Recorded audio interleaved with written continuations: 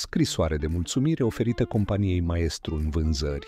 Stimate domnule Bogdanov Vyacheslav, din numele reprezentanței permanente din Republica Moldova, Baumit România, dorim să vă transmitem cele mai sincere mulțumiri pentru eforturile depuse în cadrul cursului de vânzări. Experiența și cunoștințele dobândite în urma finisării cursului de vânzări, la care v-am avut pe dumneavoastră în calitate de mentor, a influențat foarte mult dezvoltarea profesională a echipei noastre.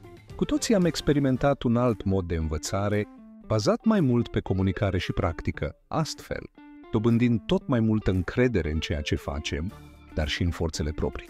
Pe parcursul procesului de studii am reușit să depășim cu ușurință barierele de comunicare pentru a construi relații durabile cu clienții. Am însușit metode noi care ne ajută să înțelegem mai bine care sunt nevoile și dorințele clienților noștri și, desigur, am învățat noi tehnici de negociere. Munca dumneavoastră nu numai că a adus rezultate excelente, dar a și inspirat și motivat pe ceilalți membri ai echipei. Vă mulțumim pentru contribuția dumneavoastră și deschiderea noilor oportunități care ne dau posibilitatea de a evolua.